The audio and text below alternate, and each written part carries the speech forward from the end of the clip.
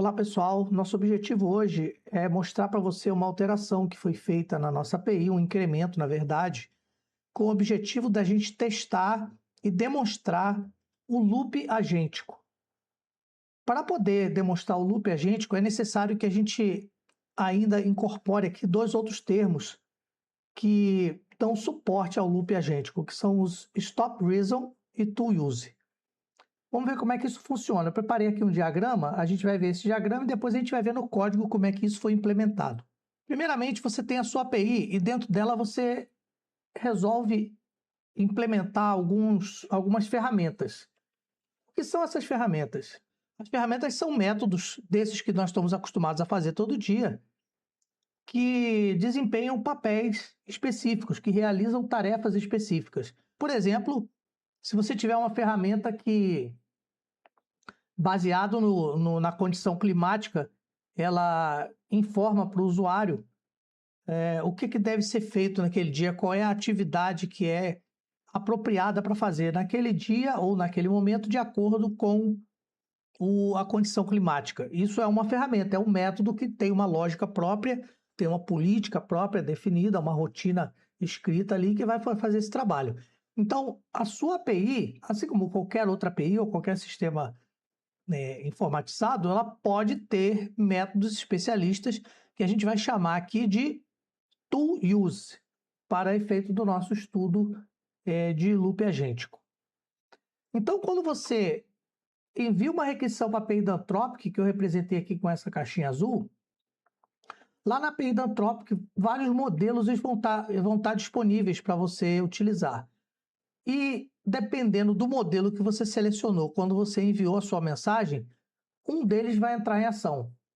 Esse modelo, então, ele vai receber a sua demanda, avaliar o texto que você enviou e vai tomar alguma atitude. Ele pode elaborar uma resposta e te devolver a resposta pronta.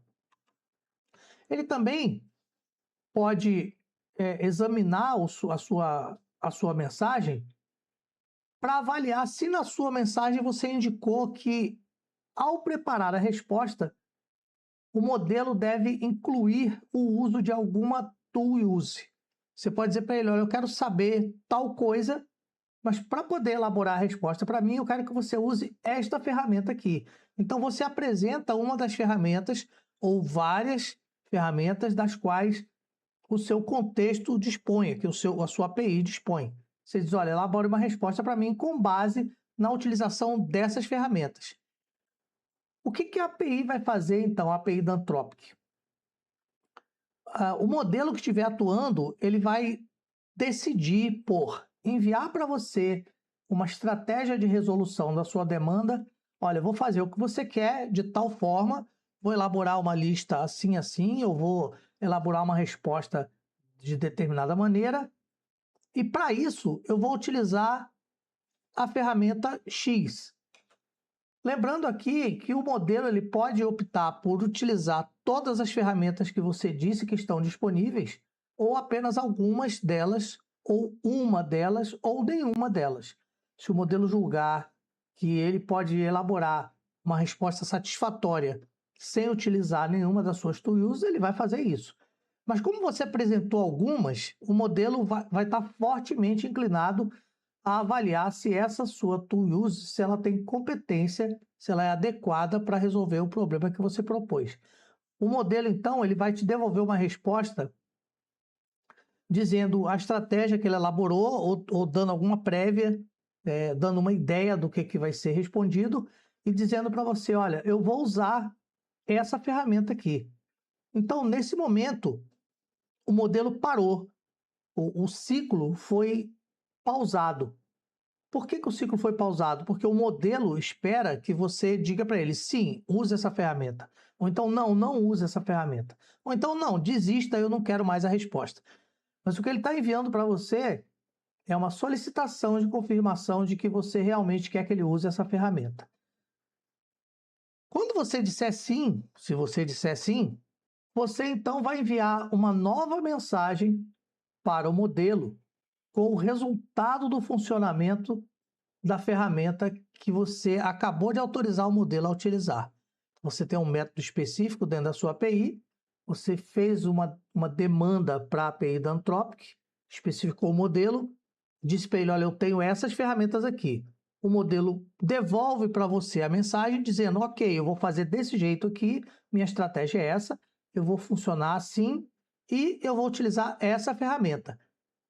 A ferramenta, então, vai rodar dentro da sua API, algum retorno vai ser dado por essa ferramenta, porque, afinal de contas, ela foi criada para poder fazer algum trabalho e devolver alguma resposta, e a resposta dada, ou o conteúdo gerado pela sua ferramenta, vai ser, de novo, enviado para a API da Anthropic. O modelo, então, de posse dessa informação que foi gerada pela sua ToolUse, ele vai elaborar uma resposta final para a sua API. É lógico que esse ciclo ele pode se estender por várias etapas, pode ser que várias iterações ocorram aqui. Uma delas é, por exemplo, o modelo decidir que vai ser necessário utilizar uma outra ferramenta. Então, ele vai fazer o mesmo passo que está descrito aqui, ele vai fazer de novo.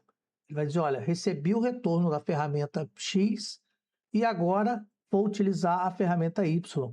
Então, esse ciclo se repete por várias iterações, tantas quantas você permitir na sua API, existe um controle para isso também, e tantas quantas forem necessárias. Se você definir um limite de iterações, por exemplo, de 20 iterações, e o modelo achar que só deve fazer uma, ou duas, ou três, então será esse o número máximo de iterações que vai ocorrer. Caso você tenha definido um número de iterações muito baixo e o modelo necessite de um número de iterações maior, o conteúdo que você vai receber será incompleto e não será útil. Esse diagrama aqui, ele dá uma ideia legal, mas eu preparei ainda um outro que pode ser mais interessante ainda. Eu vou mostrar ele para você aqui. Esse diagrama aqui, ele procura transmitir a mesma ideia do diagrama apresentado anteriormente. A diferença entre os dois é meramente estética e eu acho que esse tipo de estratégia, né, você apresentar a coisa de duas maneiras, ajuda bastante a fixar uma ideia. Então vamos examinar aqui. O usuário envia uma mensagem. Essa mensagem, logicamente, vai passar pela sua API e entenda que aqui nesse contexto, usuário e API da gente, essa API que a gente está fazendo, são a mesma coisa. Quando essa mensagem sai da sua API em direção à API da Anthropic, ela vai encontrar lá um modelo. Esse modelo vai processar a mensagem.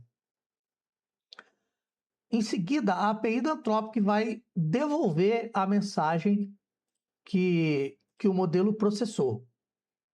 A nossa API, então, recebendo a resposta da API da Anthropic, vai avaliar os top reason, que é um dos campos que sempre estão presentes na mensagem vinda da API da Anthropic. Aí, a decisão aqui vai ser bem simples.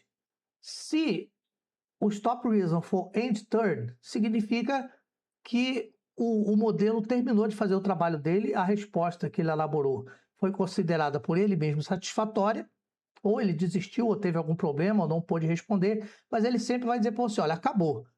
Essa tarefa que você me deu, eu concluí aqui dessa forma. Ou então, o modelo vai devolver para você uma mensagem onde o campo stop reason contém o valor to use. Nesse caso, havendo a presença do valor to use no stop reason, o que vai acontecer é que a nossa API vai executar a ferramenta que foi escolhida pelo modelo. Porque lembre-se que quando você enviou a mensagem para a Anthropic, você disse, olha, eu tenho essas ferramentas aqui, ou eu tenho essa ferramenta aqui, que pode ser só uma também. Nesse caso, o modelo vai enviar a mensagem de volta com o conteúdo to use no campo stop reason, e isso vai indicar para a nossa API que ela deve executar uma ferramenta. Essa ferramenta vai ser executada, a nossa API vai então anexar o resultado do to use, o retorno dessa ferramenta, aquilo que ela produziu, a uma mensagem nova e vai enviar para o modelo. O modelo, então, processa a nossa mensagem, a API da Anthropic devolve a mensagem e a nossa API verifica de novo o stop reason. Se for to use, vai entrar aqui nessa rotina, e se não for to use, ou seja, se for end turn, acaba a conversa. Agora nós vamos ver como é que isso foi implementado na nossa API.